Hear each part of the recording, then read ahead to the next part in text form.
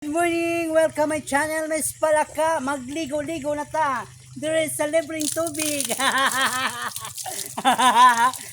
Shout out guys sa kanang mga nag-sponsor sa ako ang live sa akong kinabuhi.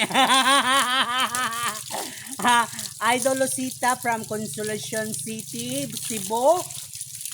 Cap Merlin Gahi from Sabata. From Sabangan. Danilo Ayo from Bingkungan. Jubilin Cornetis from Tagum City. Wow. Fatima Logdonyo, Jobencio Logdonyo, Los Logdonyo from Tagum City. Wow, congratulations. Danilo Ayop as a big sponsor in my life. Is the member of Sawata, Maritribas Bernice. Is the member of Sawata, Roselyn Quistas. Nining Garalios from Tagum City. Wow. Wow. The big sponsor in my life talaga na di ko makalimutan. Viva Mascarados. I love you so much all people around the world. Miss Mika Ong from Marikina City. Madam Mildred Ong. Miss Tiantin, Miss Shiana. Meldy Fernando from Marikina City. From Qatar. Qatar. Dolora Mingaragal, Lisa Sarsha from Parang Marikina City, Parang Ever. Robbie.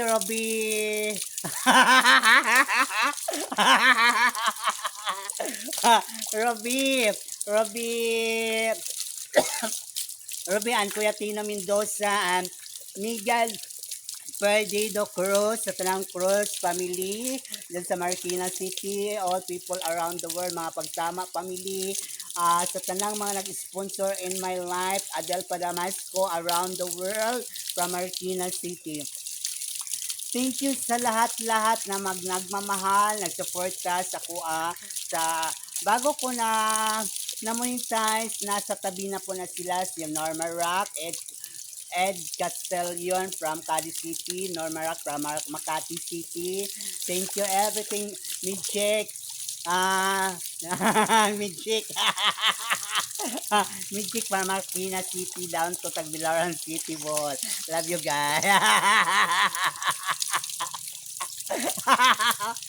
Sila po yung mga nag-sponsor sa kuas, ng mga nagmamahal. Job Acosta, Costa Verde, Bellhop, Trina, Idol Lucita, di kita makalimutan talaga ever. Idol Lucita is the best, my friend, BFF, around the world, NYT.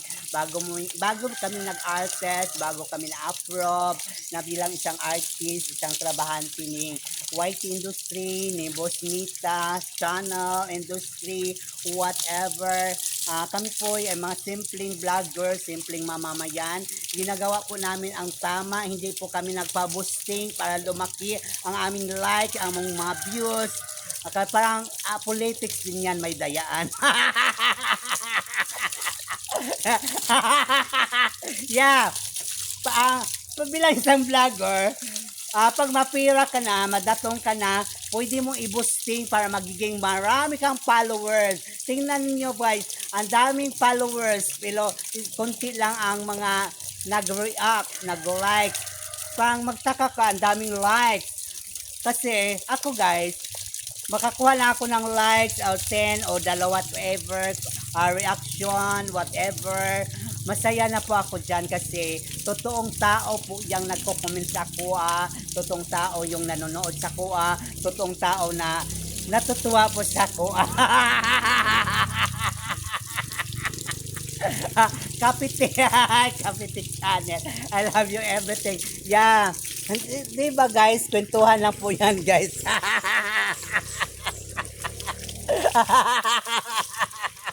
Yeah, may dayaan talaga. Kaya nga, dili talaga ako aware nga si Boss Mita, ang boss namin nga, doon siya mag-base sa mga followers kasi binoboosting po kasi yan. Ang nanonood dyan, kaya wala kang comment no na di makaabot ng ilang-ilan ever kasi ang nag-follow sa imuha, mga robot, di tao. You agree or not? You believe or not? Basta yan ang katotohanan. Nagbo-boosting po yan sila. Kana naabot ng 400 ever. Wala pa akong sinisiraan pero sinasabi ko ng katotohanan. But I'm so trolly. Ako guys, hindi ko po sinasabi na sisikat ako, ini-enjoy ko lang ang aking sarili bilang isang artist ni Boss Nita. Binigyan ako ng pagkakataon na ma-monetize. Gusto ko lang ma-enjoy ang aking mga followers, mga nanonood sa akin sa aking mga ngiti, tawa. Hinihigahan po kasi ako ng tawa kaya parang kinikiliti po kayo pag napanood niyo po ako, parang natatawa po rin ako kasi yun sa YT Gat talaga, yung mga taong nandoon, yung mga OFW na lulungkot, nanonood sa akin, ni-recommend po ako sa kanilang mga friends na panoorin niyo si Miss Palaka, parang nakakaaliw, parang nawawala ang yung stress natin, pagod kasi kahit nasa ibang bansa ka OFW, yung nasa Pilipinas, hingi, hindi nila alam, nagkikiskis ka ng inodoro, naglilinis ka buong araw, walang pahinga. Akala nila masaya ang life nasa abroad, kaya nga hindi ako mag-abroad eh. Kahit wala akong pera sa Pilipinas, papiso-piso lang ako, basta mag-enjoy ako, kahit asan-saan ako, lupalok, makapunta. makauwi ako. Yung nasa ibang bansa, malaking pera mo, pero patay, buwis buhay naman po ang ginagawa niyo. Believe or not, sabihin niyo ang totoo. Pag uwi niyo sa Pilipinas, parang sino kayo, whatever, katulong naman lang kayo dyan sa ibang bansa.